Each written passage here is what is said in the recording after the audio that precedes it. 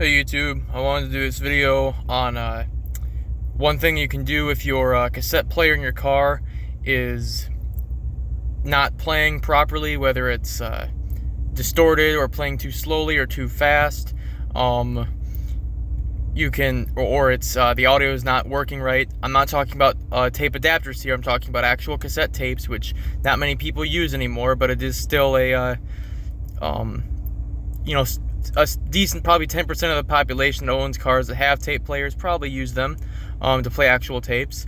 But this unit here, this is in my Cadillac.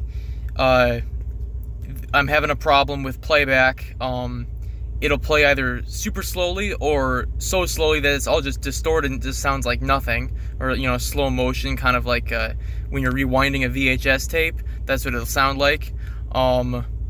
It also, the sound channels only come out on the right side of the car instead of the left and right side. It's not a belt issue. I replaced the belt. I bought a new one off eBay, replaced it, and it still did it. So I have come to believe that it is likely the pinch rollers, as this deck does have two of them. And if I wanted to replace those, I would you have to get the whole thing apart, and you can't really get to them very easily because of the nature of these car stereo cassette players. They're not really service friendly. They're just kind of when they stop working, you get a whole new one, and that's how it works. But these are expensive, and I don't want to have to get a new one. So I'm gonna try the only thing I really can do before I just completely give up on using tapes in this car and just use CDs, as it does have a CD port, is this cassette deck head cleaner. It used to be called head and roller cleaner, but they changed the name for some reason. This is a 3M product. I got this at the Walgreens pharmacy, but you can get them on eBay or dollar stores probably, and anything like that. Basically, all you do here is you turn the radio on, wait for my antenna to come on before the radio sound comes out.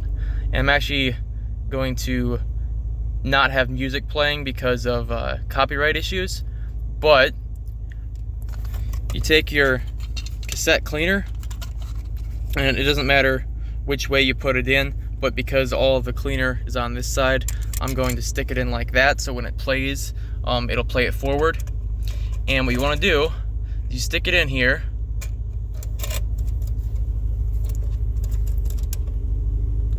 and it's gonna play it, and there's not gonna be any sound because it's a cleaner tape. There's no actual tape on it.